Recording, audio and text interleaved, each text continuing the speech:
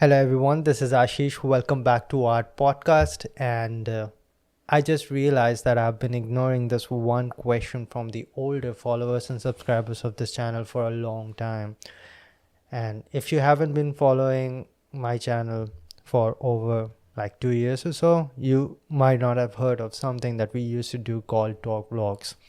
Now, these talk vlogs were nothing like vlogs. It was mostly like me talking just like this in our podcast or Momentum podcast. But the bigger problem is that those videos are gone.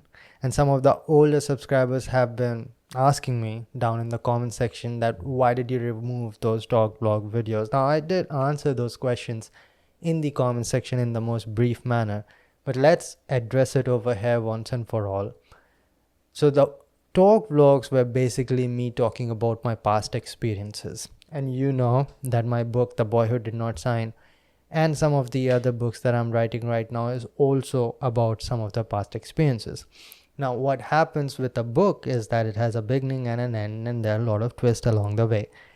And what I did with talk vlogs is basically give you guys a lot of spoilers. So before I got this book published, I decided to private a lot of the talk vlog videos which were giving spoilers. Now, it was my mistake to give you the spoilers, but what can you expect? I was very young at writing, mostly at third or fourth draft. At that point, even up till 2021. So I did not know better. And the book was somewhere around 250,000 words, out of which only 90,000 words made it to the final draft.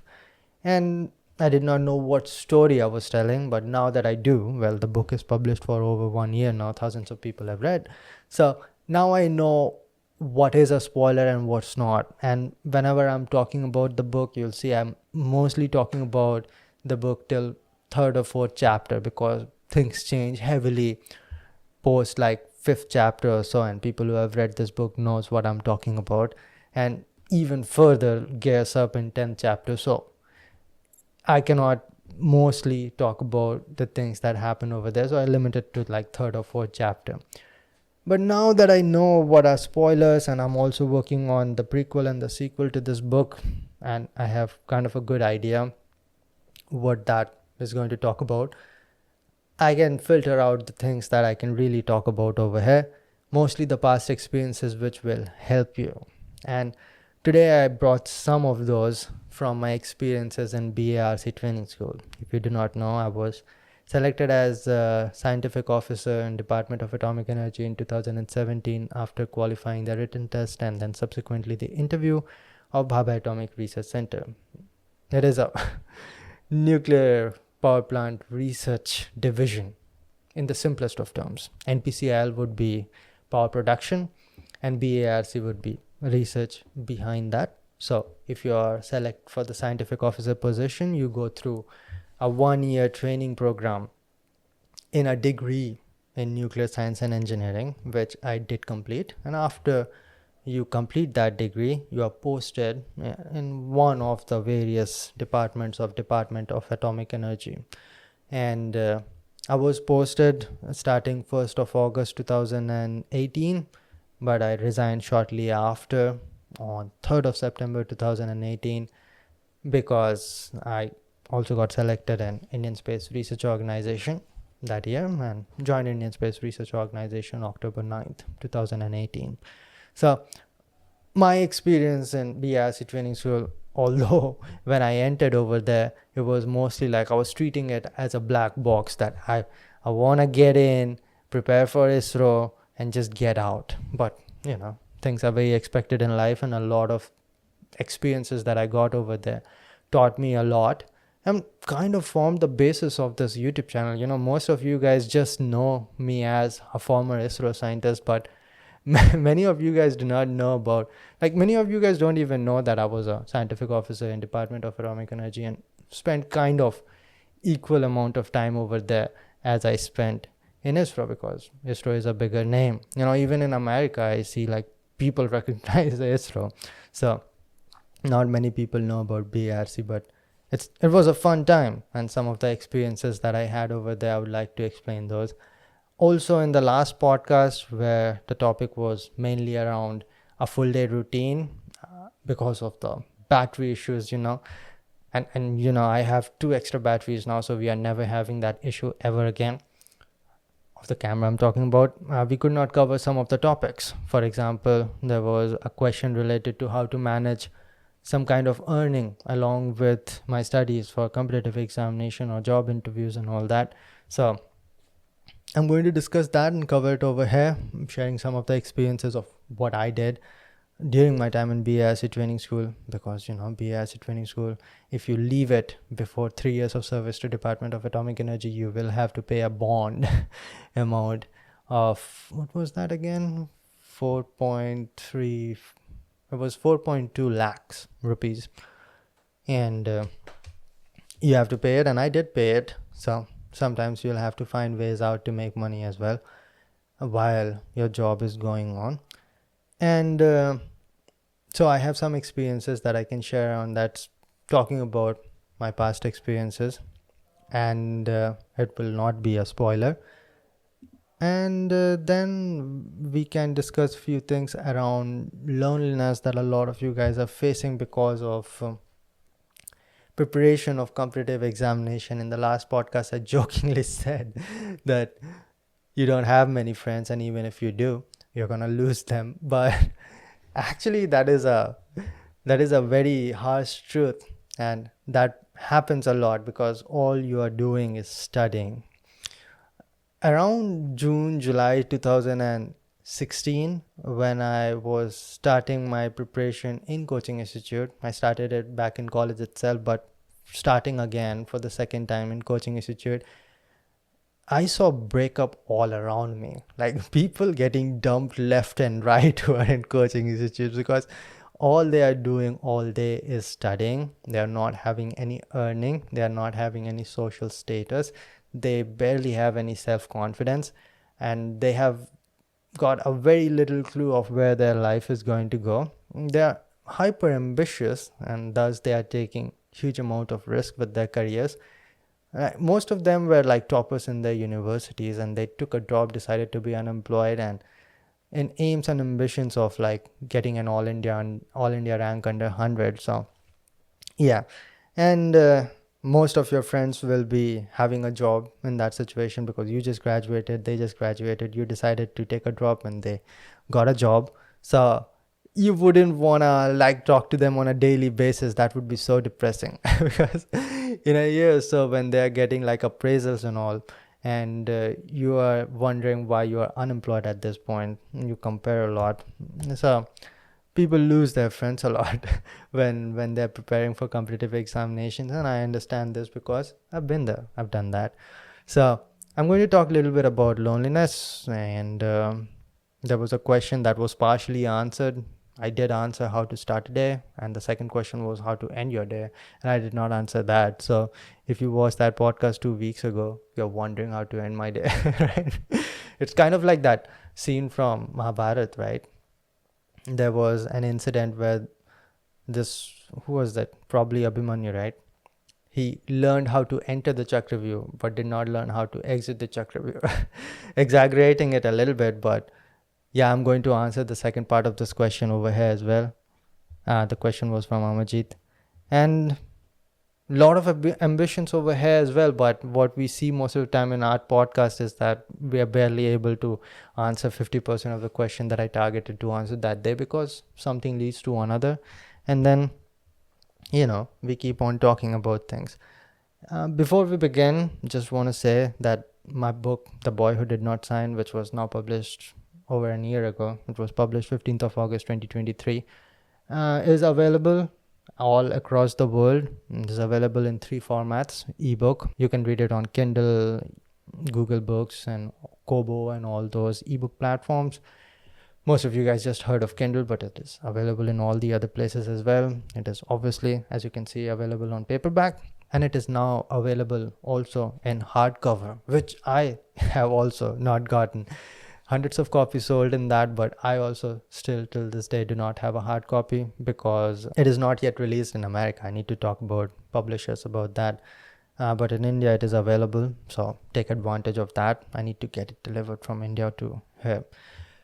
But let's begin. The first thing that I want to touch upon is how to balance your occupation, or if you're having a side job along with your preparation for competitive examination, how can you really balance that?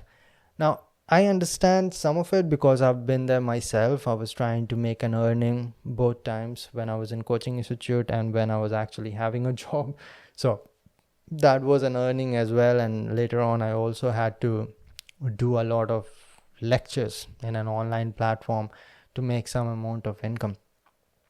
So I understand that, and also this thing has been increasing more and more over time because there's so many students who can now get into content writing, they can get into video editing, they can get into graphic designing, they can get into web development, and obviously the traditional ones that they can get into, like content making for coaching institutes. When it comes to questions, they can start teaching in some platforms. So there are always possibilities that you can make a side earning or an extra earning, but you do have to understand when it is fitting and when it is not. Now, first things first, I know that a good amount of percentage, somewhere around 10 to 20% of my audience has been for some time 11th and 12th standard students. My highest demographic would be, I think, 22 to 25, and then my second highest is 25 to 28, and my third highest is 14 to 18, which makes me understand that there are some people who are preparing for IT, JEE and NEET who are also following my channel. So I don't want to give wrong advice to you, and when it comes to making side income, it will differ for you. I don't think that you should pursue or aim for side income when you're preparing for senior secondary level entrance examinations like IIT, JEE, NEET. You are too young right now. You do not have professional experiences. You do not have time to develop professional experiences or skills that will pay you right now. Most of you guys don't really see it as a long-term career. You're just trying to earn money right now. There might be exceptions and you might come after me because of that, but this is what I think. Now, there would be exceptions to this as well, like you really cannot pay for your education until unless you have some kind of work. Well, for that, go ahead and try to find something. But if your parents are ready to support you, I think you should use all that opportunity to perfect your education right now, to solidify your career right now, or to kickstart your career in a very good manner, because you can't really compromise with that. Now, some of the focus going some other way is not the best way. And even in the later phases, for people who are in college or they are preparing for competitive examination, if your parents are able to support you, I think the best job you can have at this point would be to 100% focus towards building a very strong career. And there are a lot of people who have even borrowed money, or their parents have invested money on them to even go for like expensive MS abroad and all those, and they were able to return it back to their parents multiple fold. But the thing was that if they could, then they would be investing 100% of their time to be building a better career, and that is very important for you to understand. Don't do it just for pocket money. Don't do it just because you want to buy something, maybe saving money to buy an iPhone. And if you're really doing to save money up for paying for some coaching institute, and in today's online day and age, you can find material for free so many places. So obvious, there's so many people doing that. For people who are undergraduate or graduate students, or they're having a job and they want to have a secondary income, there is a way to do it, but it is extremely difficult. And this is where it comes down to, like, can you do it or not? Yes, you can, but can you do it? Because when the going gets tough, only the tough keeps going. That's where when the room gets heated up concept came into as well. I'm going to read few lines from the book very soon. But the idea is that it is basically your after hours where you are going to be investing a lot of times towards your secondary career. And if you're preparing for competitive examinations anyways, and you are really in a dire need of support financially, and you want it as a third career or something, And I get it, because a lot of times people are supported for their senior secondary examinations, but far more people are not supported for their graduate or postgraduate studies or examinations that comes up, for example, government jobs and all that. And a lot of times they will have to support themselves. A lot of them are independent now, but they're barely making like 20,000-30,000 rupees or so. So they might need a secondary income.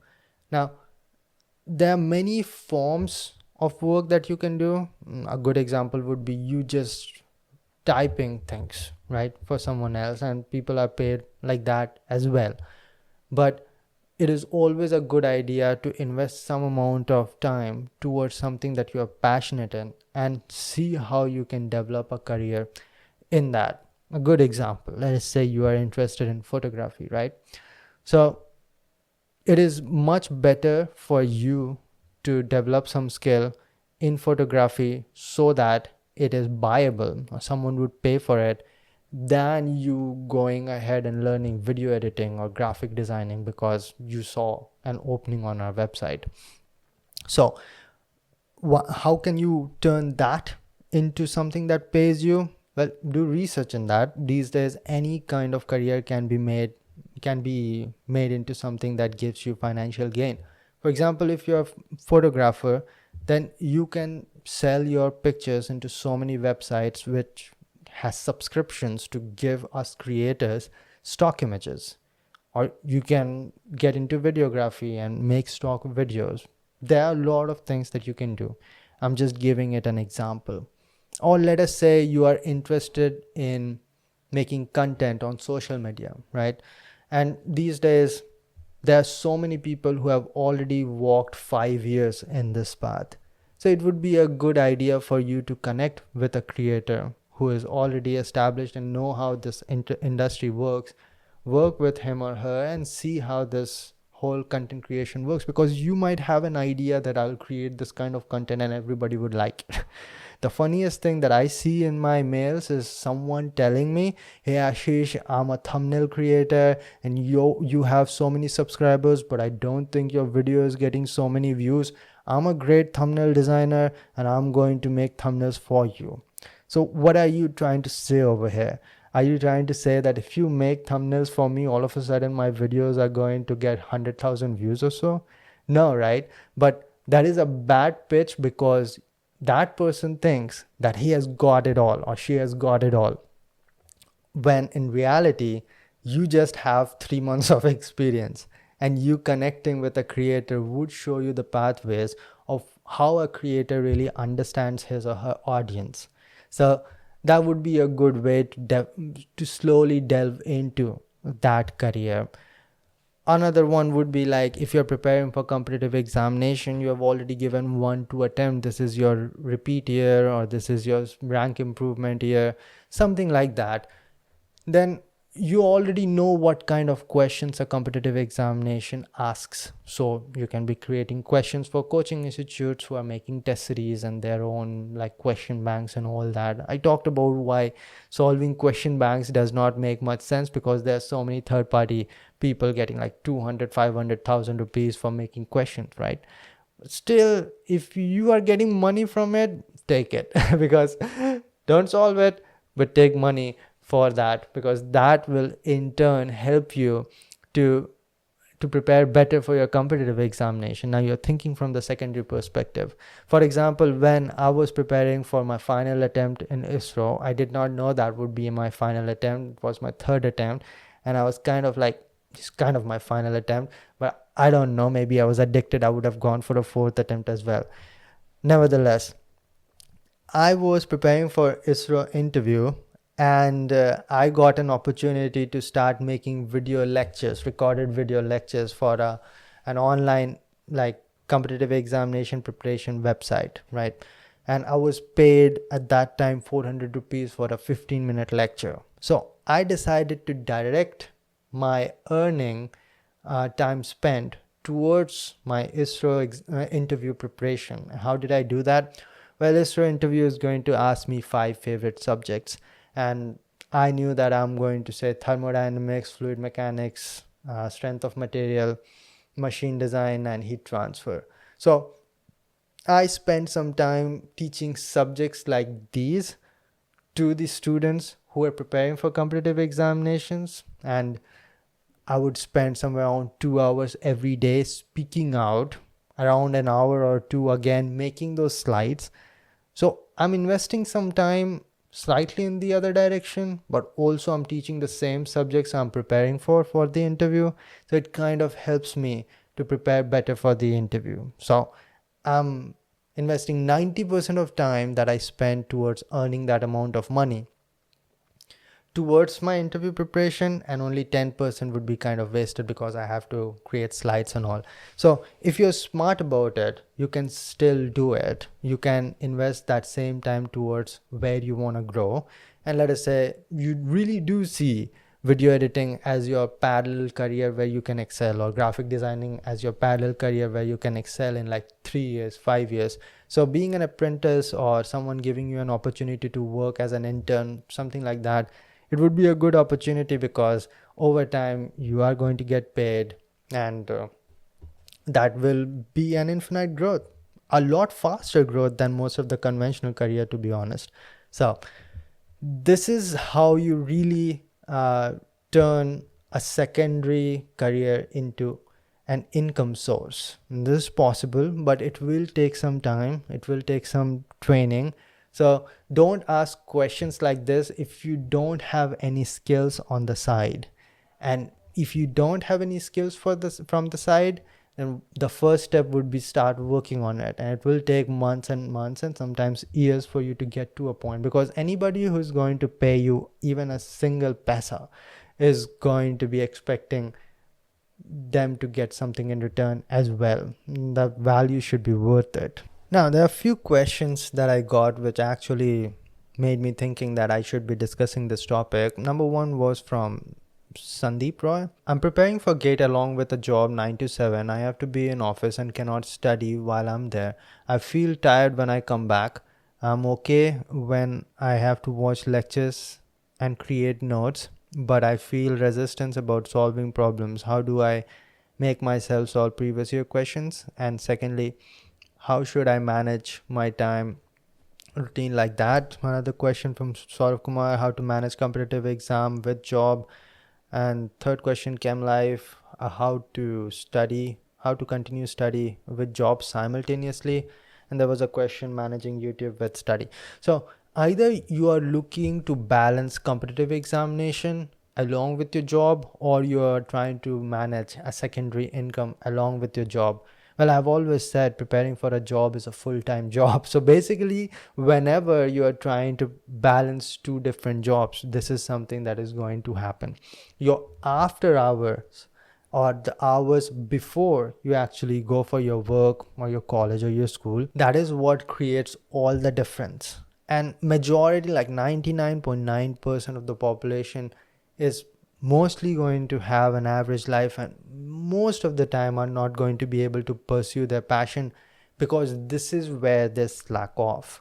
And your body is kind of a muscle. It is a muscle, right? But I'm not really talking about your biceps. I'm talking about the muscle that keeps you going after you return home from your work, let us say in this case at 7 o'clock, or something that keeps you awake late at night, or something that makes you wake up 5 o'clock in the morning and work towards something else till, let us say, 8 o'clock in the morning, and then go to work 9 o'clock, which actually pays you a monthly salary. And that is mostly a mentality thing.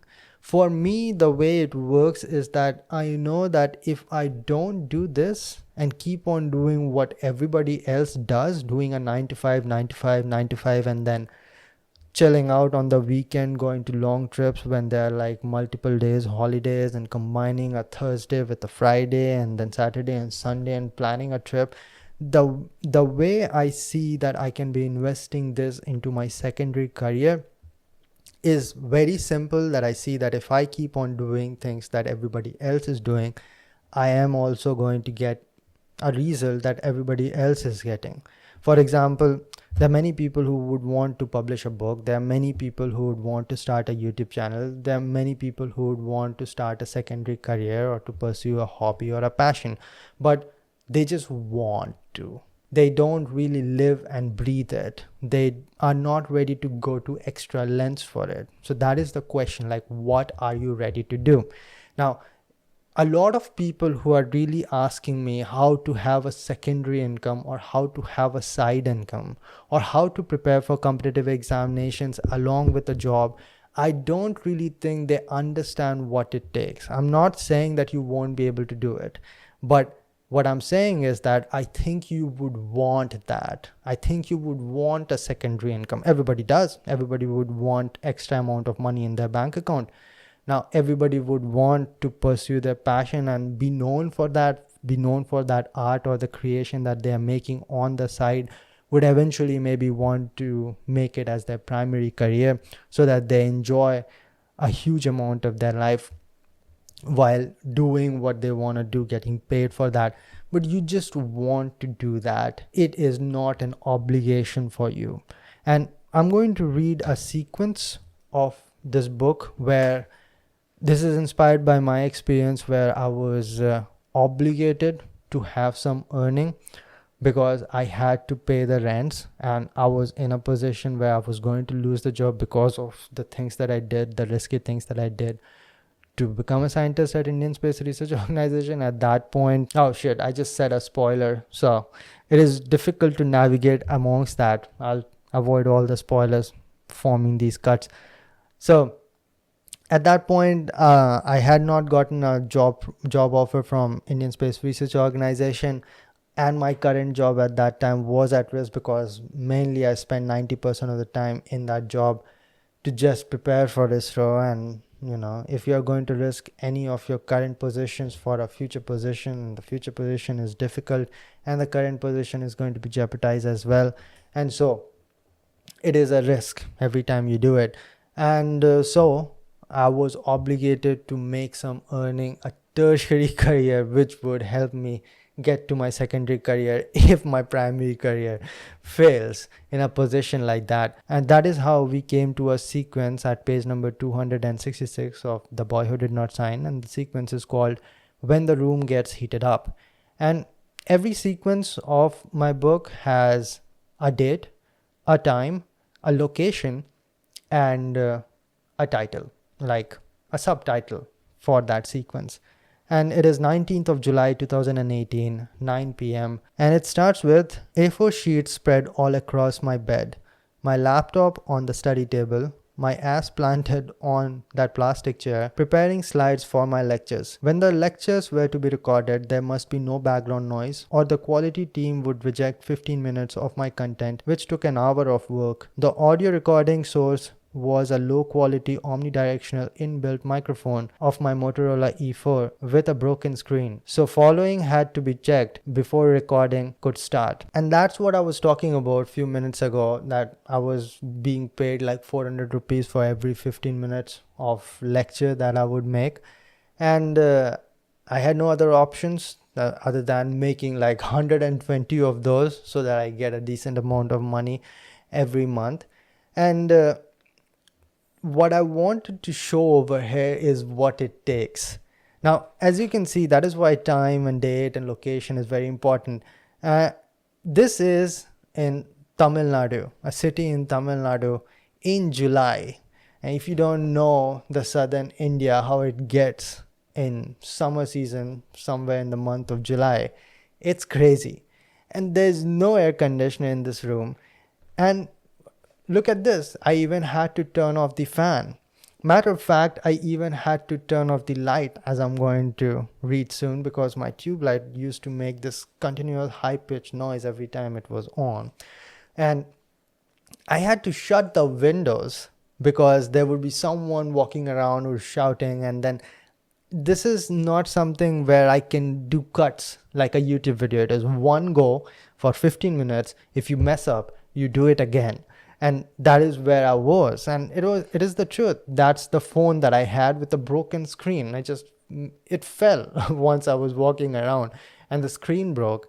and I would never had the money enough to fix it. So that was the phone I was recording it with, and my room would be pitch black other than the light that is coming out from my screen. And I would be recording like that in July in southern India. And mark the time, it is 9 p.m.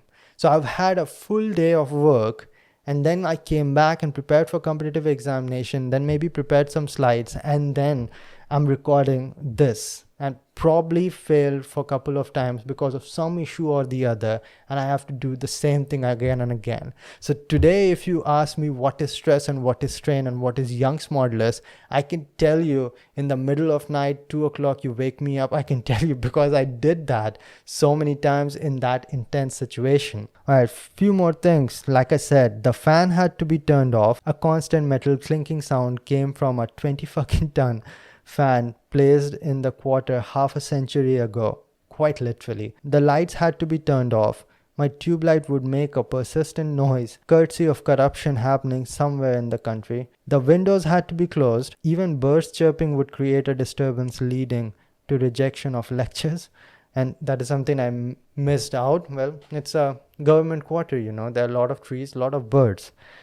Plus, every now and then, some drunk trainee would get hyper excited and shout because it was the epitome of his career. Door had to be closed. Even Mahi, who is like a replica or fictional character of my roommate at that time, even Mahi did not know about my new side employment, and I intended to keep it that way. I just told him I was rehearsing answers for ISRO interview.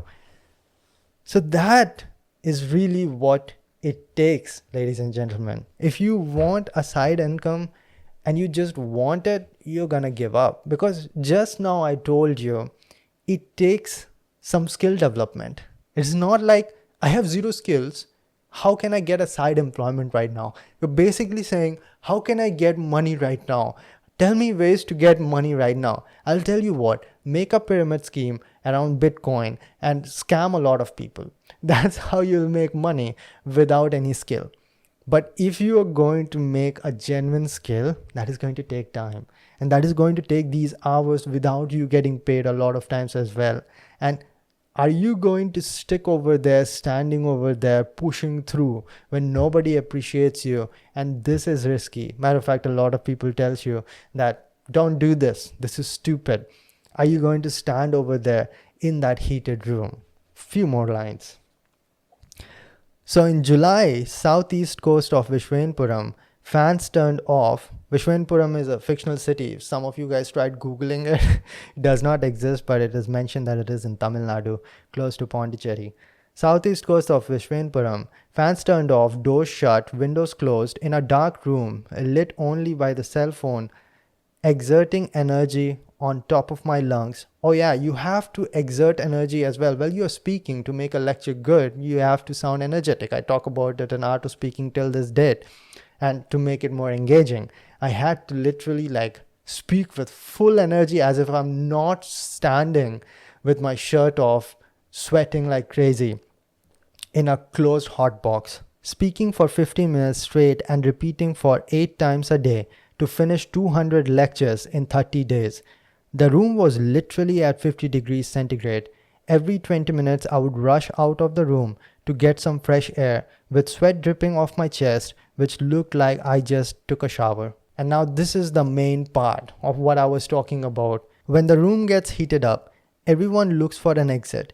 Everyone but the one for whom quitting is not an option. You are advised that when you enter a closed hall, you should always know where the exit is, just in case there's a fire, an earthquake, or an alien invasion. That advice is for civilians walking into a theater, not for warriors marching into a battlefield. Warriors are supposed to see trouble and run towards it, dig their heels, rub some dirt on their palms, and get ready to fight. When things go bad, they know that this is the first step to getting what they want. All they have to do is persist, and the majority will quit or perish by the inherent design of humans. That's what I said, like 99.9% people are going to quit anyways. They are going to do what everybody else is doing, so they are going to get the result what everybody else is getting. Are you really ready to do things that others are not ready to do? Fight the remaining few and you got what you came for. So this is what I really mean when it comes to having a secondary career or a tertiary career. Well, you have to be resilient and you have to be really tough. You have to have, in a huge cases, that psychotic mindset. Obviously, this guy, if has a 9 to 5 job and then comes back and prepare for competitive examination and then is like that in an empty room, you're talking about isolation. That's what he's doing when he's isolated, as if being alone was not bad enough. And understand what kind of results that can create. And when you look at my qualifications and you see that, oh, this guy has done this, well, look what it takes. So yeah, you want it, but do you really want it? Do you really want to go to that length? And there are people who would do that, and there are people who would try for it. There are people who would stick with it, and there are people who would develop that capacity over time. And the capacity that I developed over there in this bad situation, I continued when the situations were good. I was still making lectures when I was a scientist at Indian Space Research Organization.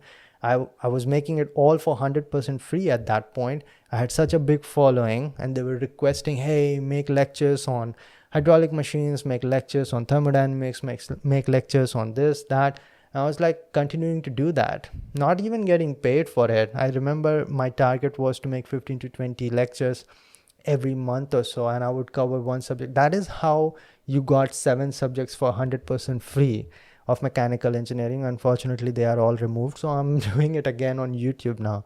But that is how I was able to learn what it takes and also understand the results that it brought. And once you understand what you will get in return because of that, it's not really that big of a choice.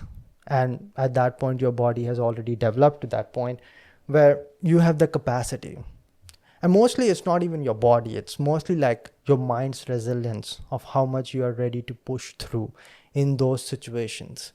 And yeah, I think that's a very important quality of being comfortable in suffering. It might be a sadistic approach to some of you guys, but it made me happier and happier over time. I was super sad and depressed. I was not depressed, but yeah, I was not happy for a long time. But over time, this is what the work ethic that I got over there helped me to find happiness in life. And I think that is important as well. Suffering is important to some extent. And sometimes it is a compulsion. Sometimes you make it a compulsion. For example, in this situation, it was a compulsion for me. And then after that, for like 6 more years, it was never a compulsion, but I kept on doing on my own. It would have never been a compulsion for the rest of my life. I had one of the best government jobs in the country. I have job security for the rest of my life. And what I do in January 2020 is put a resignation letter, like voluntarily, and open a floodgate of problems for myself. And right after that, COVID pandemic hits. But what I was confident about at that time was just that I have this mindset now. And it would have dropped as well. I know that, because this is again like muscle. If you keep on using it, it's with you. And if you just leave it, it's gone. But I still remember telling this to my girlfriend at that time that like she was concerned too. Hey, what are you doing?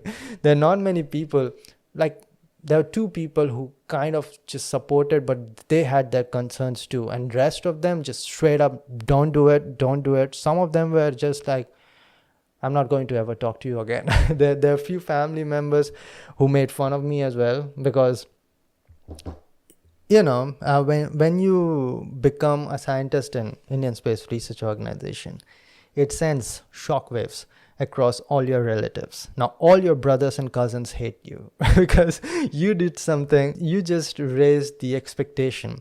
And there are a lot of people who know that they're not going to beat that. And when I left ISRO, they're like, wow, now we don't really have to bear that weight. And there's so many people, you know how relatives are. Sometimes they're just mean and envious. So there are people who celebrated it, right?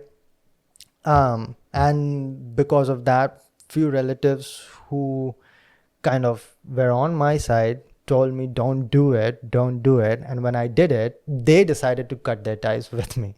So that's how it worked out. And when I left ISRO, I was kind of alone.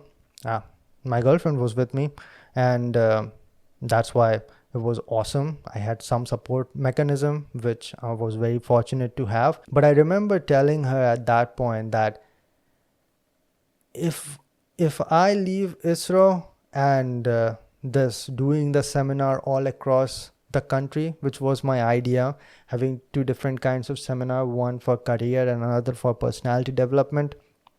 So I was planning to move from Mumbai to Delhi to Hyderabad, different cities, doing seminars and basically organizing events for these personality development and career development events, right? That was my plan. It is funny now because 2 months after I left ISRO, COVID pandemic happened, and for a year more than that, the whole world shut down and you really can't do any events. I had even started selling tickets for Bangalore and Hyderabad seminars, and I had to refund them all because COVID pandemic happened and everything got to a lockdown and all the events were cancelled. So you see how sometimes life plays pranks on you. So what I did is that when it comes to career development, I doubled down on my YouTube channel and I started teaching on the side for competitive examination. And when it comes to personality development, I made an online program called Art of Speaking, which is active till this date.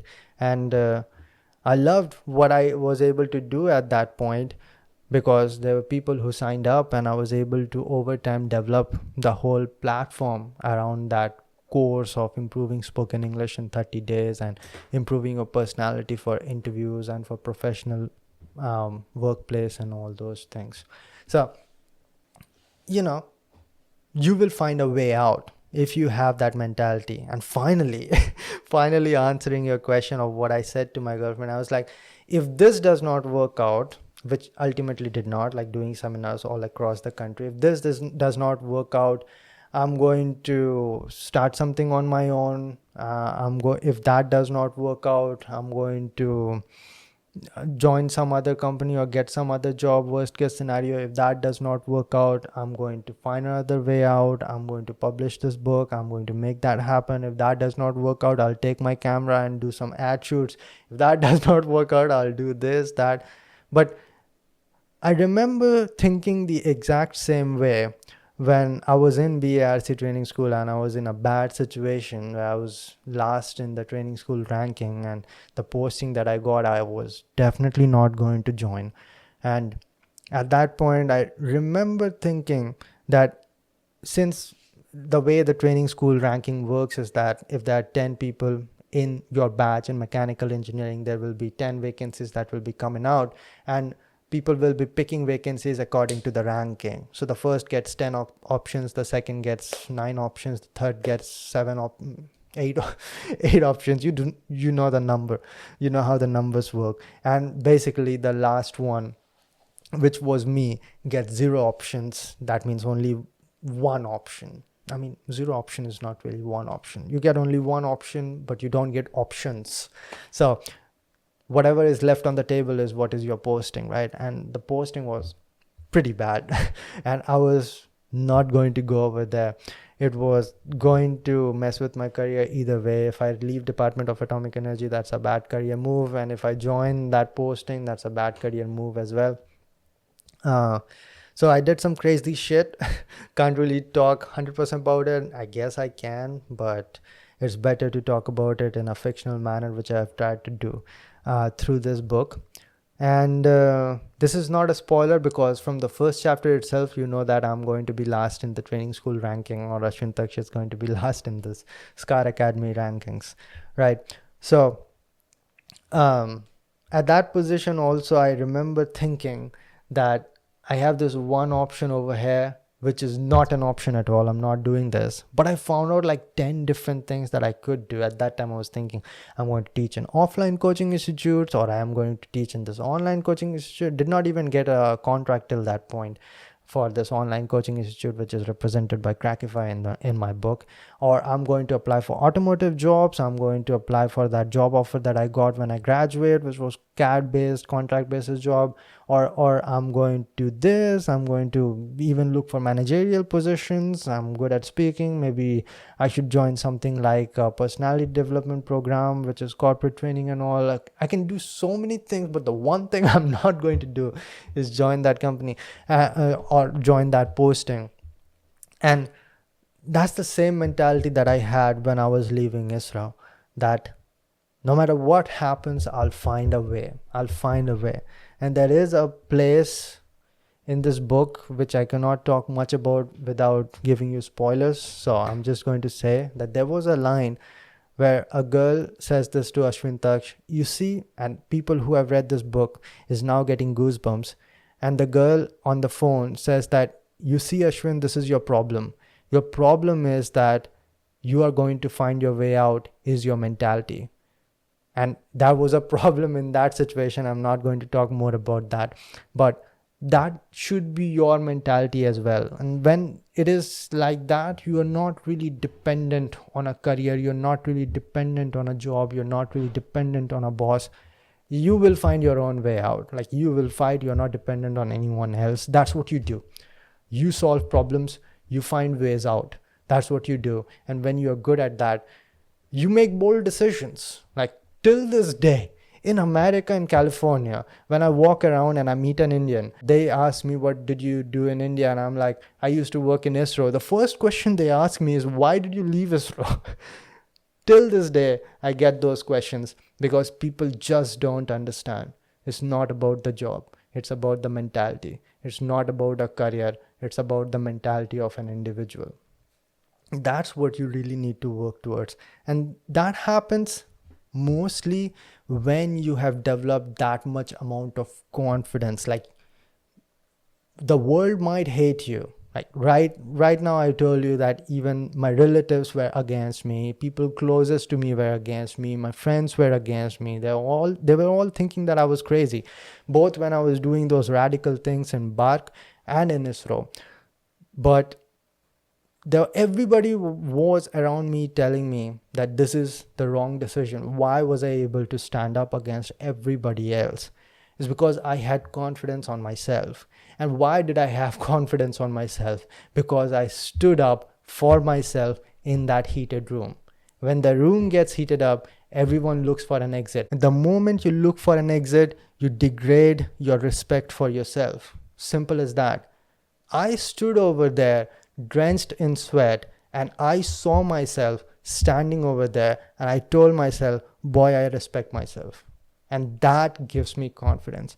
I know that I woke up 5 o'clock in the morning every day. I know that I did not sleep more than 6 hours every night for 4 to 5 years. I know that I ate oats every morning, and I know that I skipped vacation with my friends. I do not need anyone else. I do not need anyone else's affirmation. I know what I did to be over here. And so I have confidence in myself. This is what people don't understand. You want that confidence, but you don't want to work for that. You want that confidence, but every time you say, I'm going to do this, you don't do it, and you lose your own respect. You lose your confidence because you don't respect yourself enough. Because you don't do the things that you say you will do. Simple as that. So you want a side income, you want a secondary career, you want an extra income, you want to pursue your passion, but what are you ready to do for it? You just want those things. It's like me saying that I want an Audi or a BMW. That's basically what it is. I would want one. Am I ready to work for it? No, not really, but I would want one. It would be nice if someone gives it to me. So that's how it really works out, guys. But yeah, have a side career, prepare for competitive examination with occupation, or even just prepare for competitive examination. That is difficult in itself. Like, if you're having a job preparing for competitive examination, or you are in your third year and you're also preparing for GATE examination, that is difficult in itself. Like, boards examination is difficult in itself. When you say that I want to prepare for IIT JEE as well, That is just like double the level of difficulty, sometimes triple and 5 times. So everything is difficult in its place.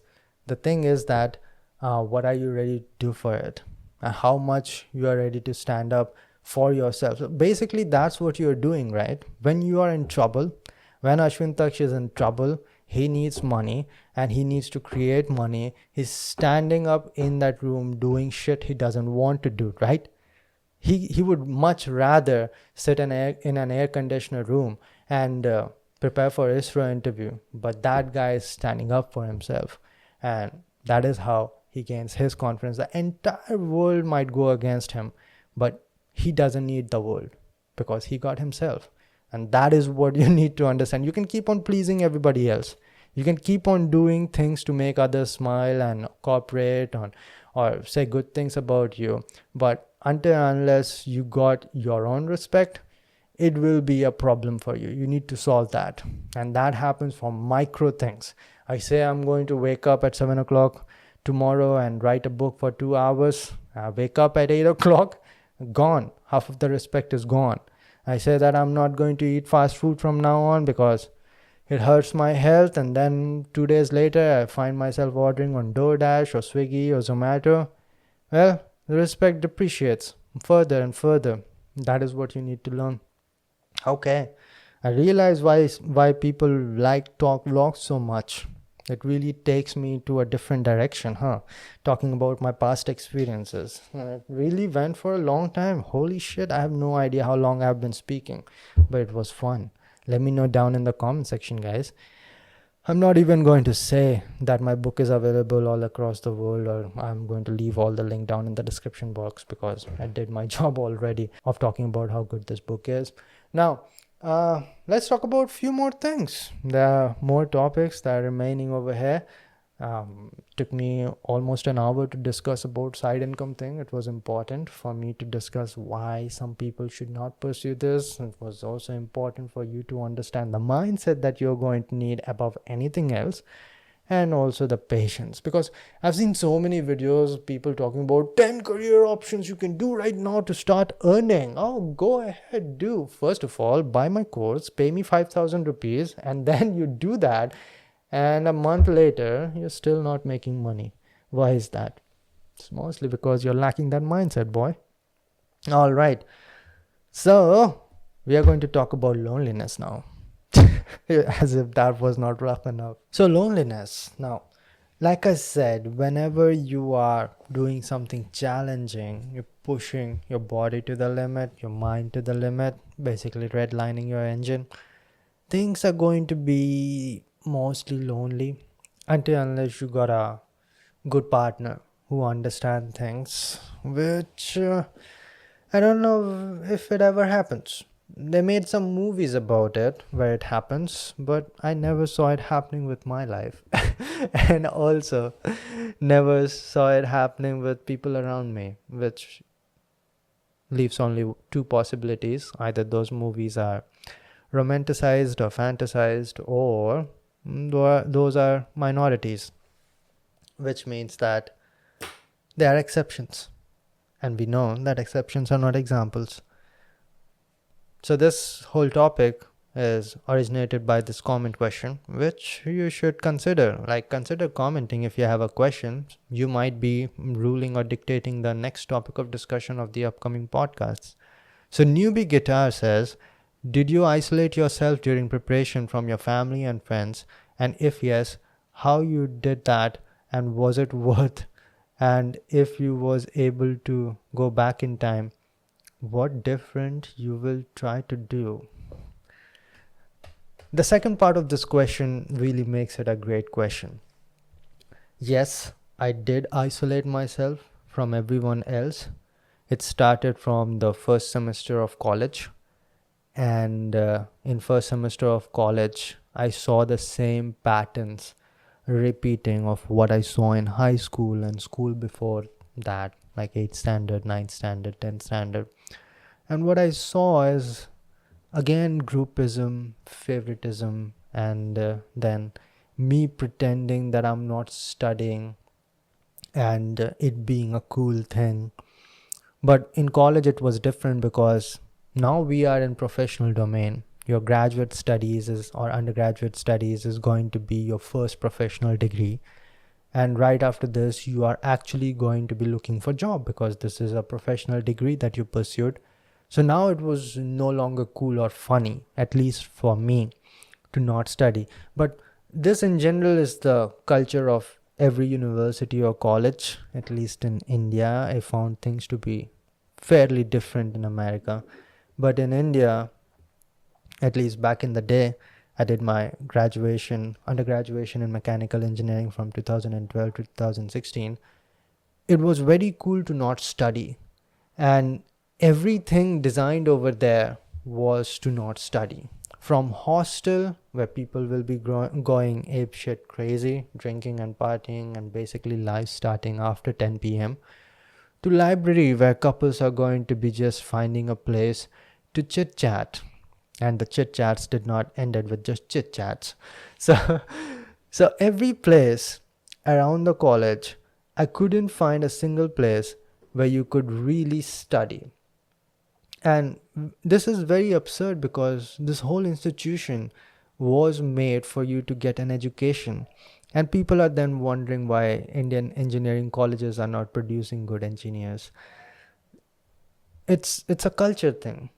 In colleges, you studying very hard is not appreciated, and it is appreciated even lesser when you don't really perform that well but you're still studying. And this happened in the first semester of college, where I was studying very hard, but like I said before as well, that I was not a great student until senior secondary. I scored like 53 marks in mathematics, 61 in physics. So my base for an engineer was garbage. So I had to study extremely hard, and naturally it would take some time for me to catch some pace. And so I was not performing, so I was ridiculed. I was kind of like made fun of, like, hey, this guy spends all the time in library, don't know what he's doing. And this is how it goes. You might have experienced this as well. And some people actually reached out to me through mails and DMs and said that, thanks, Ashish, you are actually sharing things that I'm experiencing right now. And I actually thought that I was in the wrong path because of the things that people around me said. So again, this is very counterintuitive, but the majority around you speaks a language which is mostly false. They are having a narrative and an idea of how the world should work and how you should participate in this life and what kind of path you should take to pursue a good career. They have a narrative or an idea or a notion which is generally going to be false for you. The idea is for a sample size of, let us say, 100,000. Like in general, if you put that idea on 100,000 people, then you are going to get people who are going to do good in industry. But individually, if you want to pursue something unique and do better than most people, then that narrative falls straight on its head, and that idea is not going to work at all for you. And this is again the second thing that I started noticing, that everybody has an idea of how you can lead a good career. First of all, in a third tier college, it was a private college, got 3 lakh rank in IIEEE, now known as IIT JEE mains, and I did not qualify any of the engineering entrance examination. So you understand the kind of college I got admission in. And the first idea over there was that there's no way you're going to lead a great career like an IITian would. There's absolutely no way. The best you can do is go for MS abroad. And there also you'll not get the best of the Ivy colleges because you're not from a good college over here. There's no opportunity for you to do research. There's not even a proper SAE bar club over here. Even if there's one that is just recently formed last year, you gotta pay 10,000 rupees to even get in, which I could not afford. And that was the narrative, that it's kind of pointless. You can't have a good career now. You messed it up. And that is an idea that a lot of young students live throughout their undergraduate life, no matter where they are. Even if they are in NITs, they are fed again and again that you're not an IITian. No point of doing anything now. And they're like, I missed the bus. They're like, I made a mistake and now it's done. And it's not even their mistake. They worked extremely hard to get into NIT, and now they're still having to live with this guilt in their mind. And same goes with me in the first semester of college. And the only way I found out in the first couple of semesters that I'm going to ramp up my CGPA. And then that was disheartening because I was studying a lot, but there were people who did perform a lot better than me. Like, to give you a reference, I got the last seat of information technology. So the people who got mechanical engineering, electronics and communication, computer science, obviously they performed much better than me. They got like 8 to 9,000 rank, and I got like 18, 19,000 rank, like that.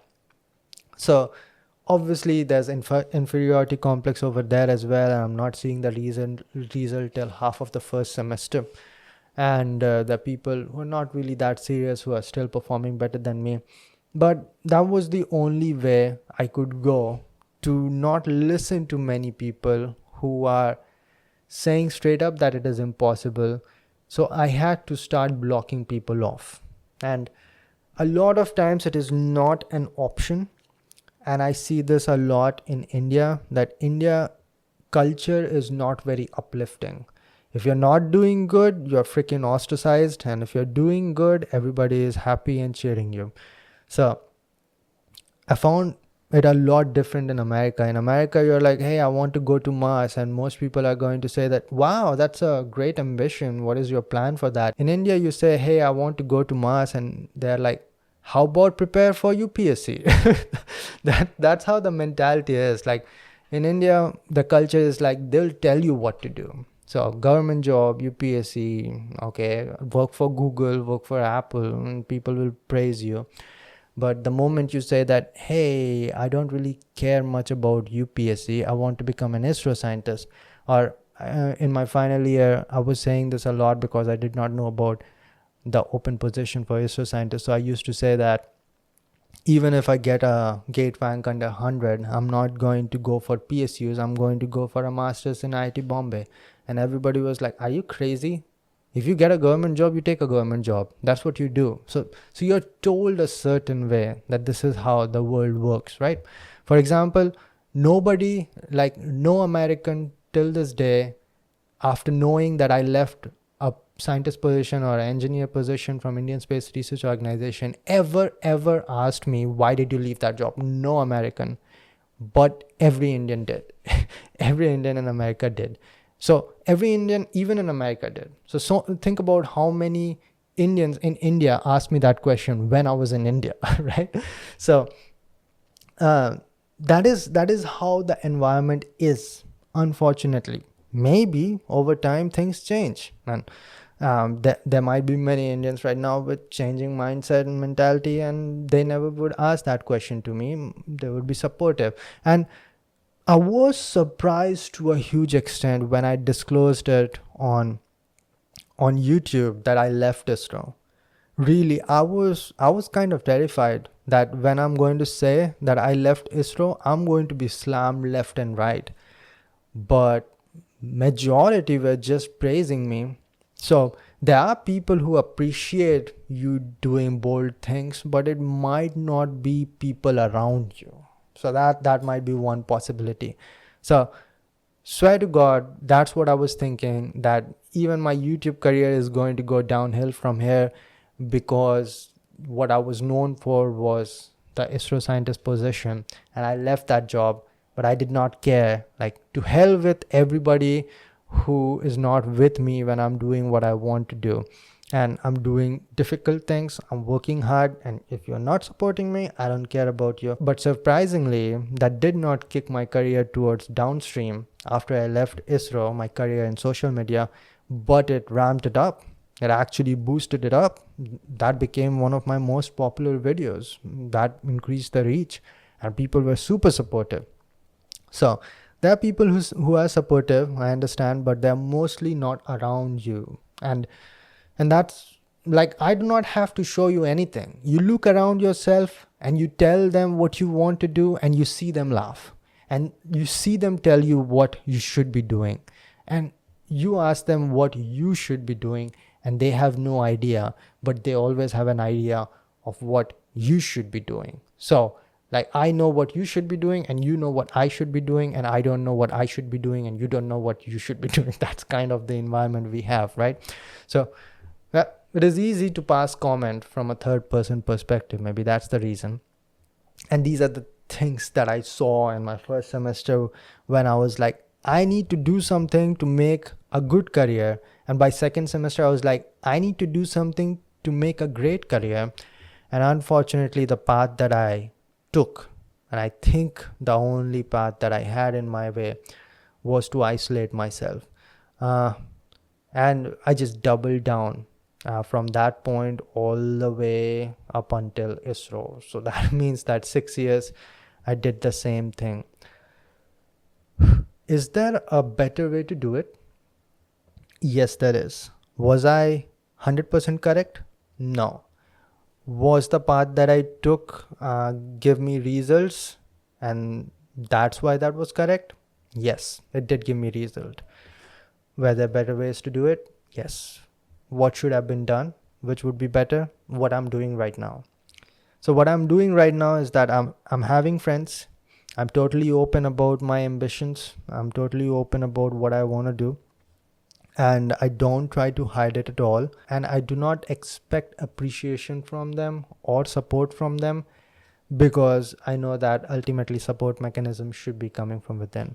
And also, I do not get disheartened when I see negative opinions, because I know that that does not matter.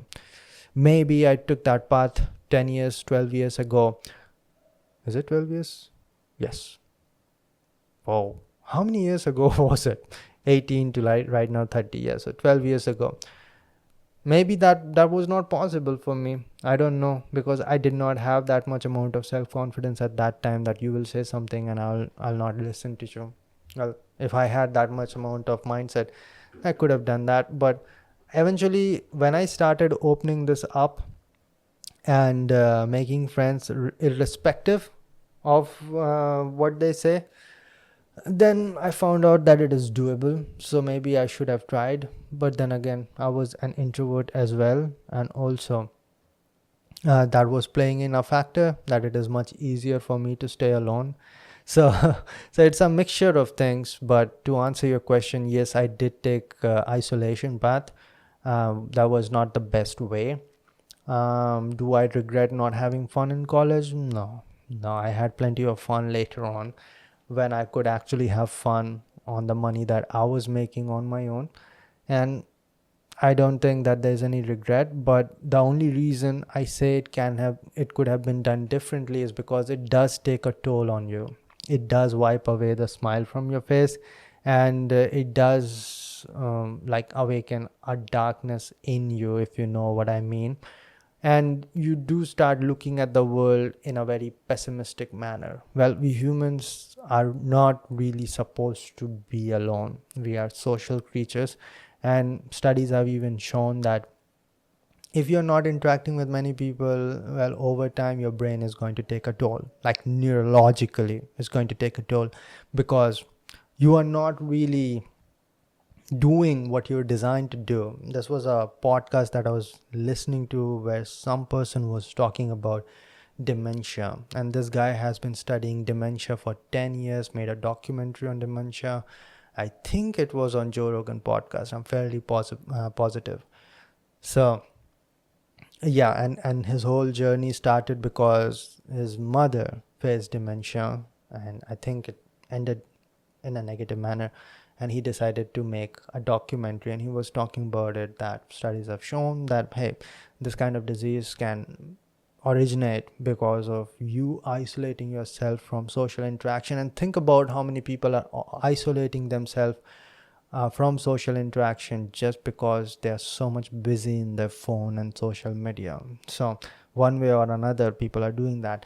And I think social interactions are important, and I think that it is doable for 2 to 3 years, which is why, I mean, the other side, the isolation side, I think you'll be all right if you do it for 2 to 3 years. That again changes from people to people. I was an introvert, so it was 2 to 3 years for me. For an extrovert, 2 to 3 days will be a difficult one. But that is the reason why I generally say do not give more than 2 to 3 years for a competitive examination. There's so many people who are stuck in it for 3 to 4 to 5 years. You're not doing it 100%, or you are damaging some part of your mindset or mentality or your brain structure. I don't know if that's the best word to use it, but loneliness is not the best way. I'm just trying to explain why I was cornered to take that path. And a lot of things in this world gives you result, right? A lot of things in this world gives you result, and then you think that that is what works, that is the only thing that works, and it hurts you to a huge extent. For example, for 6 years everything that I accomplished was only and only because of me. I worked hard towards competitive examination, I got jobs, then I worked hard, I got a better job. I was able to make my dream career happen. I worked extremely hard and made a YouTube channel, I worked extremely hard and made lectures, got paid for that. And everything was me doing alone. So I was in a mindset that you can do everything on your own. That was my mindset. But the reality, I found out like years later, like 6 to 7 years later, that well, you cannot really do everything on your own, and there are few things where you need other people. You need to build a team. And for the longest time, even up to like I think 200,000 subscribers or so, I was doing everything on my own. I was not having a video editor, I was not having a graphic designer, I was not having content writers, nothing. Going to do everything on my own. And that was the mindset that was carried from competitive examination. This is an individualistic sport, and I made everything else that I pursued after that an individualistic sport. It helped me a lot in writing. Well, I can do everything on my own, and a book is 100% everything that you do on your own, from the script to the writing to the editing to the cover idea. I did everything on my own. So some careers does benefit like that. Then there are some things like starting or running a company can't do on your own, and then it becomes your hurdle. There's so many people who preaches that things that I learned from competitive examination taught me everything and I used it in every other place. That's not true. That whole idea is how you do anything is how you do everything is not true. You develop and grow and mutate. You learn more things, then you learn more ways, and you will have to find it out. There are fighters, MMA champions, who think that, oh, the way I became champion in UFC, that is how I'm going to be champion in starting this company or becoming an actor in Hollywood. It does not really work out, right? Because it's not really like that. Well, you can use some principles, but you will have to be ready to learn new things as well as you grow and you attack new and new problems. So sometimes the things that you learn from your past experiences, and if it gave you success, that becomes a problem because now you think that everything can be done like this, right? So isolation was one way, and it caused me a lot of problems in relationships as well.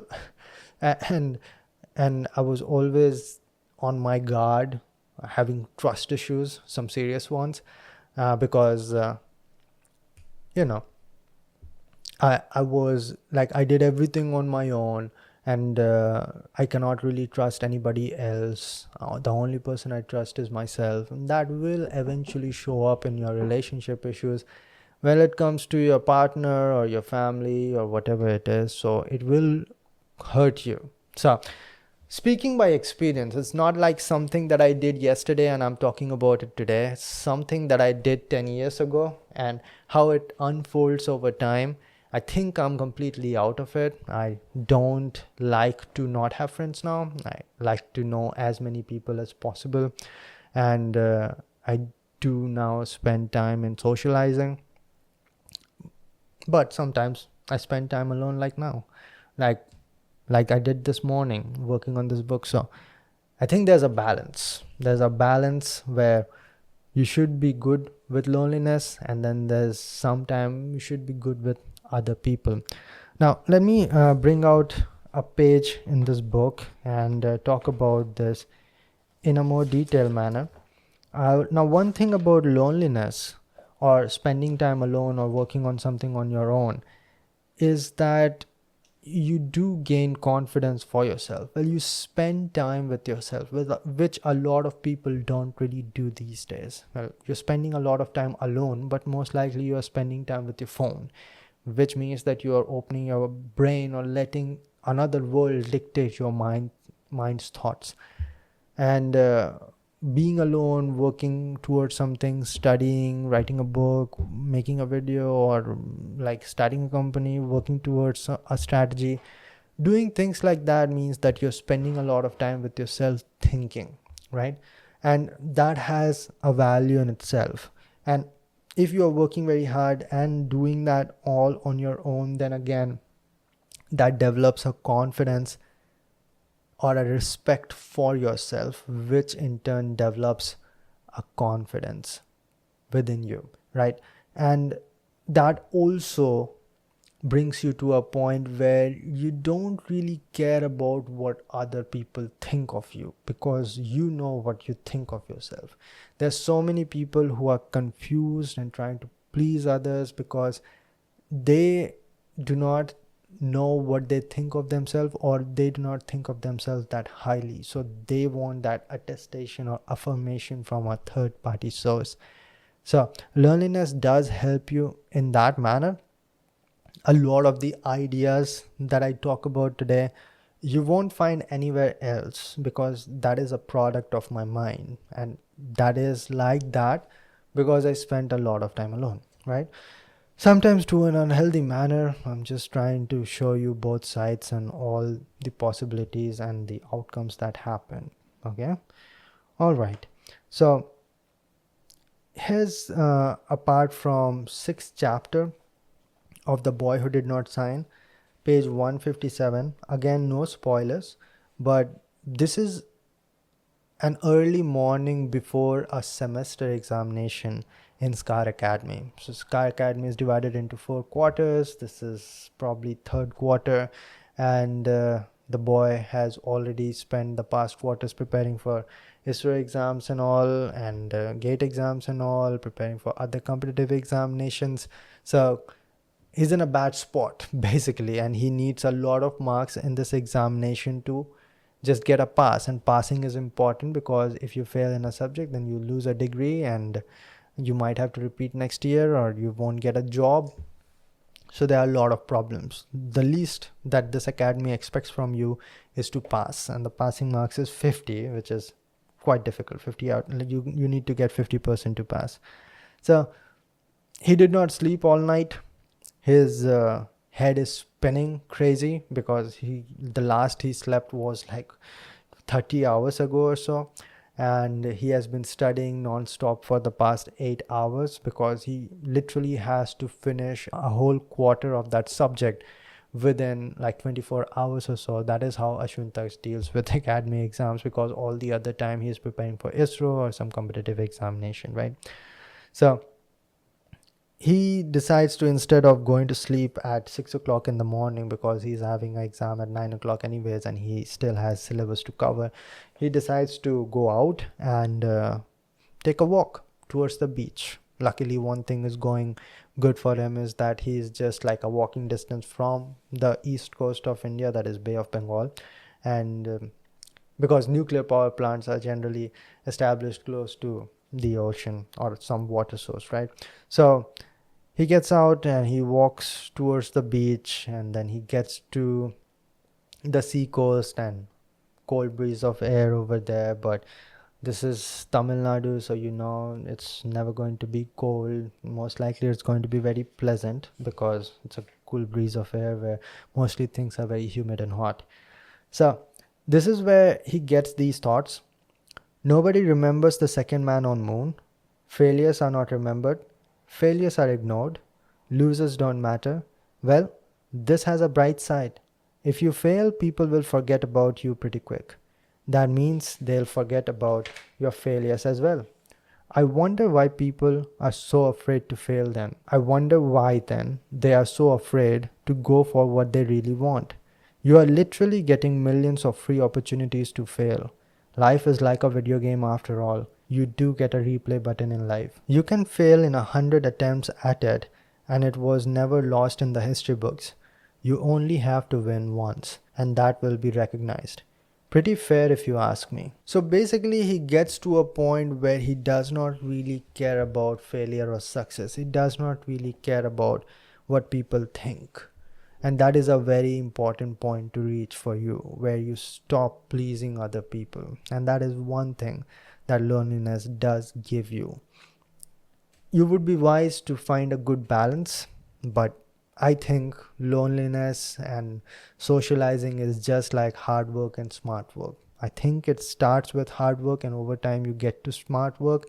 I think it starts with loneliness and over time you learn to balance other people.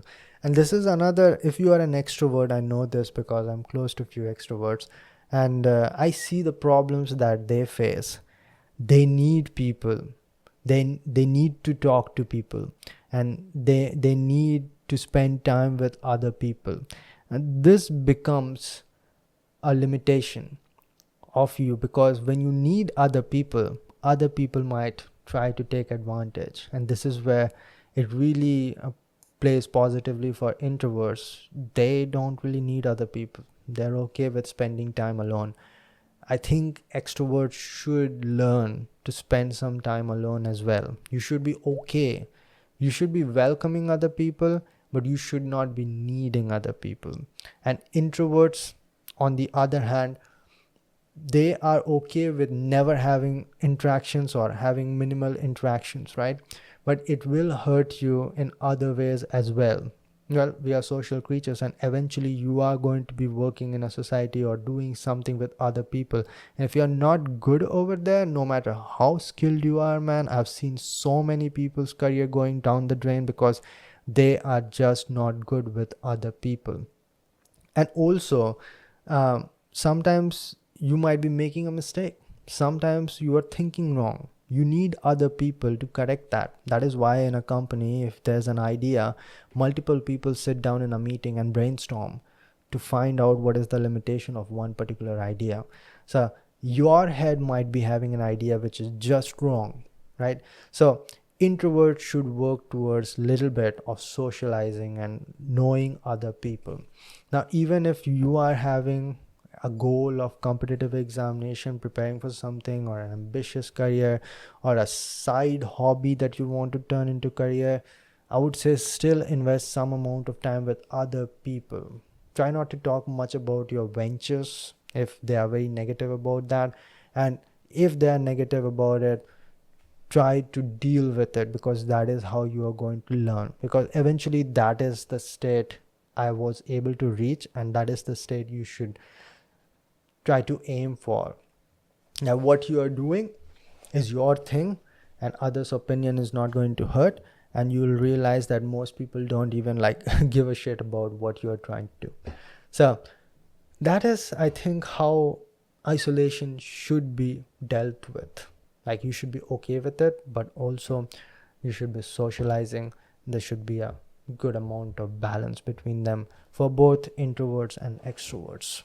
I hope I was able to put some light on it. I've never really talked about these topics before, and it was a good idea to bring back talk thoughts, wasn't it? Let me know down in the comment section. And also, since this is a very new set of topics, I'm sure you'll be having some new set of questions. Let me know down in the comment section. I have explored more of the mentality aspect today, and talked about things that I never really covered in the past 5 years, which is outstanding. Thinking about how many videos I've actually made. And I'm going to end this podcast over here. Do we have any more topics? I can't really end this podcast again without covering the second half of this comment, because I covered the first half in the last one. So this question is by Amarjeet. Hi Ashish, my questions are, hi Ashish, hi with a Y. My questions are, how you started your day for study and what was your mindset for morning. This is something that I've already discussed in the last one. It basically starts from a night before. I've already planned what I'm going to do in early morning. Something that I've done very recently is that I'm not going to touch my phone, scroll or anything, even take a look at the news, or even take a look at a mail that I got, or even take a look at the comments that I got on my YouTube channel. Nothing. I want my brain blank. Right now what I'm doing is get straight to writing. Earlier, what I was doing when I was preparing for competitive examination was getting straight to studying, and at that time there was not much distraction, and I did not have many friends or many social media apps that would be worth scrolling because I had zero updates. So I would just get straight to studies. Right now it is difficult because your boy is becoming popular, so I just keep away my phone and want my brain to be clean, a clean slate, so that I am just me, not the adulteration of Instagram or news or someone's comment, and think about the next book that I would like to work on, or the next scene that I'm supposed to write right now.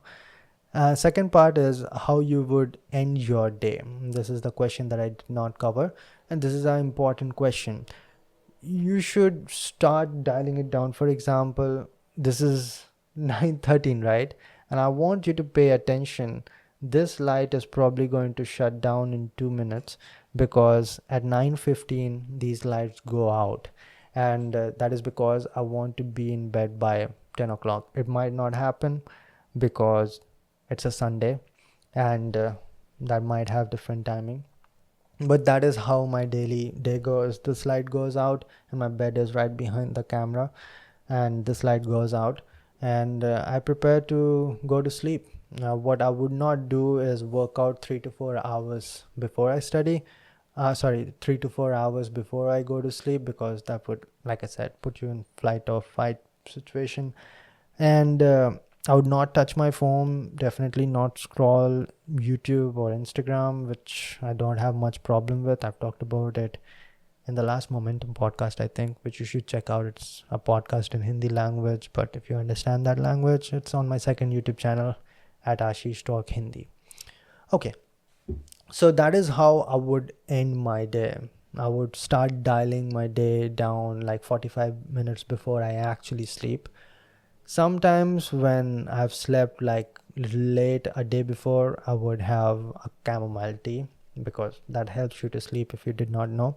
And yeah, not watch a lot of screen. You see, my phone is showing health notification. Let me see if I can. Yeah. Reminder, it's time to sleep. I don't know if you got it or not. Let me turn off spot focus. The lights did not turn off because it's weekend, and it is only programmed to go down on weekdays. So that is how I would do it right now. When I was an aspirant, same thing, but in the last half an hour I would start going through formulas.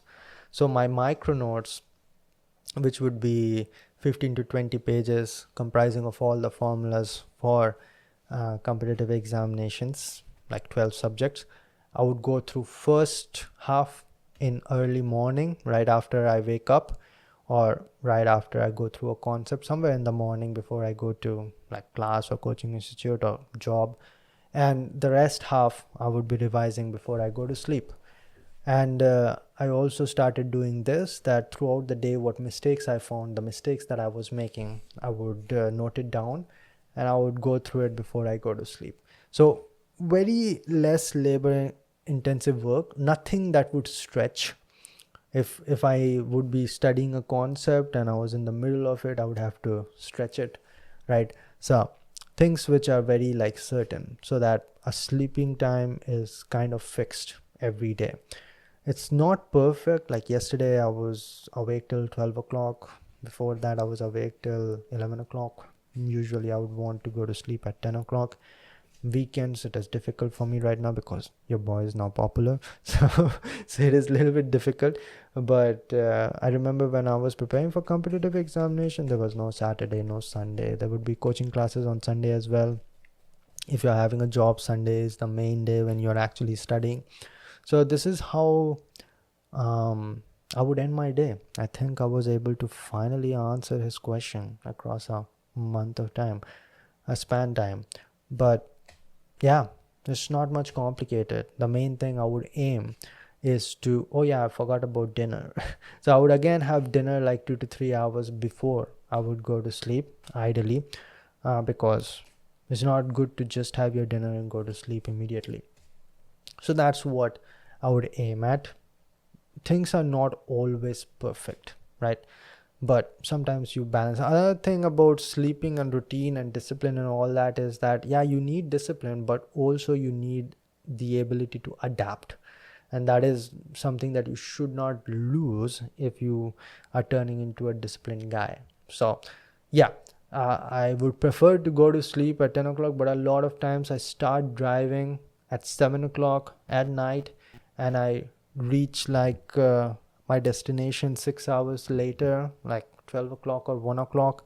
Doesn't mean that since I'm supposed to go to sleep at 10 o'clock, I'll be feeling sleepy in the middle of the road when I'm driving, right? Obviously.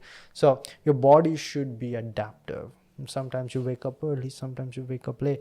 That is something that you should retain as well. Everything is like a balance. Shoot for a discipline, but if push comes to shove and you have to go through like ridiculous routines, then you should be able to do that too. In this book, a lot of times Ashwintak had to sleep for only 2 hours, and or just I talked about that there was a night he did not sleep at all. So yeah, discipline is good, but you should be ridiculously good at adapting as well, because both kind of skills are important. All right, so that's about it. This was a pretty long podcast. I don't know how long it is going to turn out to, because I took a break 40 minutes ago. But discussed a lot of things. Honestly, had a lot of fun. And thank you guys for the good questions that you guys put.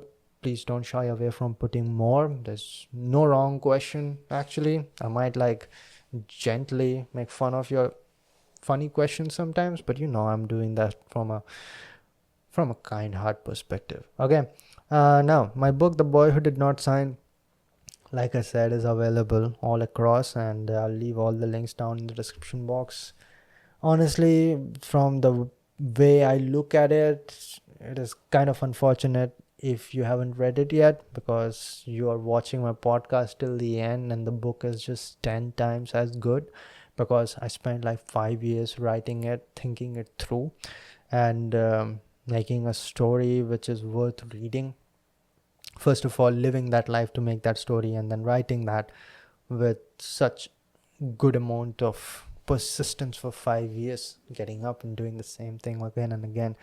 I think it's worth reading. If you don't think so, I think you should go through the reviews. If you don't agree with random people saying good stuff about a book, I think you should go through the sample and read it for yourself. 10 to 20 pages. You'll know what you are really going to sign up for if you go ahead and get that book. So that's about it, guys. I'm going to end this podcast over here. My second podcast, like I said, is Momentum Podcast in Hindi. If you're comfortable in that language, you should go ahead and subscribe to that channel as well. I'll link that in the description box as well. And expect more content like this. Make sure you have subscribed to my channel, because it is completely possible that you listen to my content all the time but you're not subscribed. I found out many channels that I listen to all the time and I never subscribe to it. So do that and hit the like button, because it's totally possible for you to forget that too. I do that all the time, and the creator tells me, and I thought, oh, this was a good content, I should hit the subscribe button and the like button. See you next time, guys. Till then, bye.